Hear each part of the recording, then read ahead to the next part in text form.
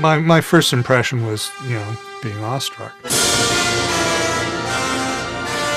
I think it's clear to everyone who's listening to Ben Hur that they're listening to the work of a master composer who has achieved the pinnacle of his craft. It doesn't sound like old score. It sounds like today's score.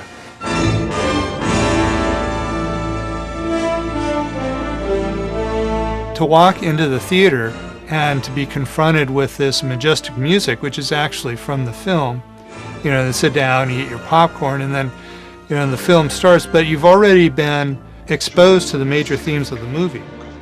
There is rebellion in the wind. It will be crushed. For any composer, the real grail is that wide canvas, the big epic story that can support a real contribution from a composer. The music for that film made it even greater than it was in the sense that it was grandiose and spectacular when you see it.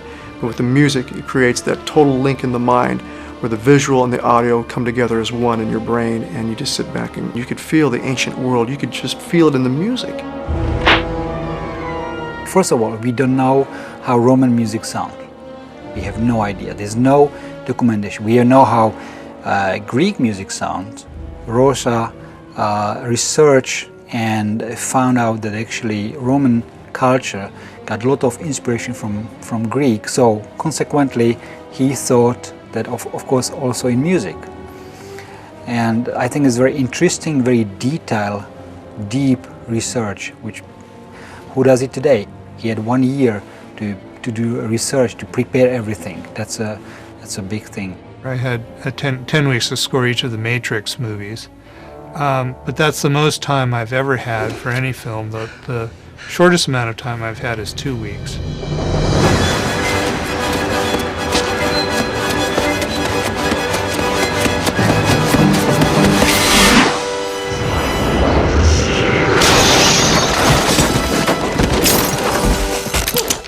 And Miklos Rozsa was absolutely the master, not commenting what we see, but go underneath. One thing I noticed seeing the whole movie, he almost never scored emotional scene.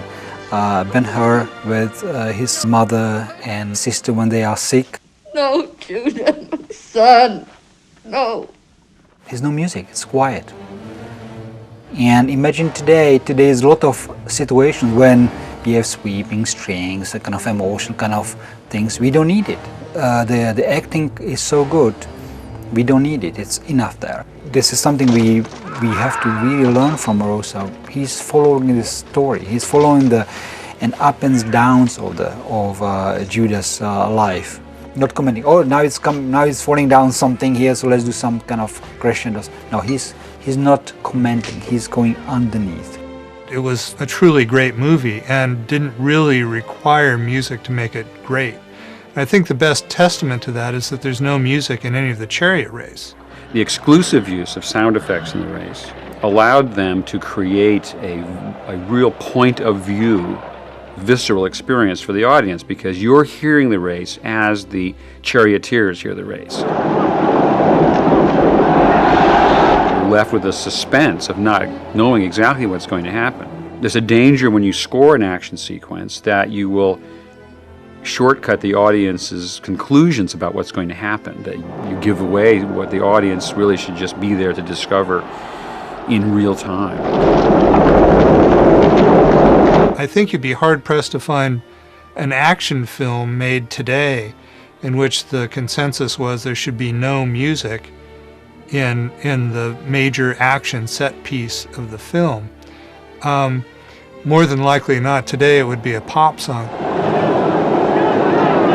His score is very deep, very detailed. Miklos Rozsa was very astute in discovering what William Wyler and all the other directors that he worked with, what that director was trying to communicate in a scene so that he could communicate along with him and not against him. There are a couple of places I remember which I really love. The house tonality incorporated to the score, which I think is incredible. Mr. Wyler had in his head that he'd like the nativity scene to be scored with a 16th century Christmas hymn that he had heard. Dr. Rozsa was completely against that. And he said, well, that's 1,600 years after the first Christmas. We can't have that. And Rozsa played for him the music he had composed, and Mr. Wyler said, this is beautiful, we'll keep it in. You know? When we see musicians on the scene and they play trumpets and percussions, and especially trumpet, different kind of trumpets, he reconstructed some instruments. Every time the Christ figure came on the screen, you never saw Christ's face, you never heard his voice. But we hear a certain type of music. Miklos Rozsa used pipe organ every time when we see Jesus Christ.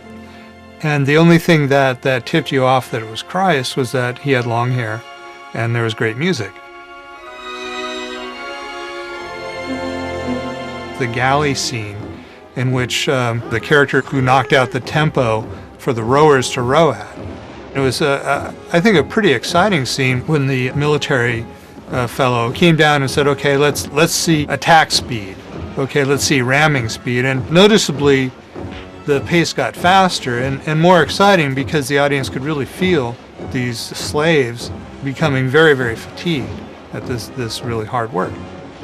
If you see the finished picture, you can see when he gets up to ramming speed, he starts bang, bang, bang, bang, bang, bang, and then as it goes, he starts to slow down a little bit, which was a big challenge for Rozsa, because he didn't have the benefit that we have now of being able to fix the music after the fact. The music had to match the picture, but it wasn't an even beat.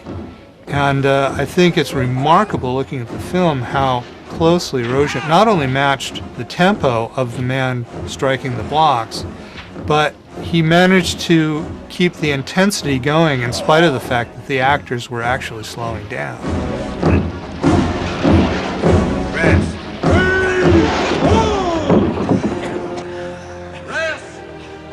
There are advantages and disadvantages to the way Miklos Rozsa worked as opposed to the way a composer would work today. What's really striking about the score is that there's no reliance on technology or computerized click tracks or synthesized mock-up scores or anything of that sort. It's pure technique.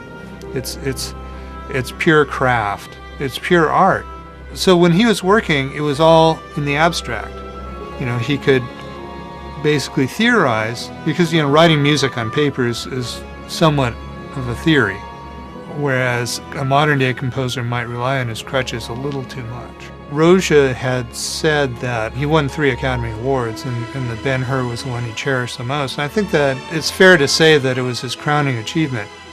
And then afterwards, he became more active as a concert composer. I believe that John Williams has made a name for himself outside of Hollywood as being a remarkable composer. He may be the only orchestral composer that the man on the street could name, but I think that it's because of the legacy of people like Miklos Rozsa that John Williams can carry on that legacy, and other composers, you know, Jerry Goldsmith, James Horner, Randy Newman, can continue the legacy that the real pioneers like Miklos Rozsa brought to the craft.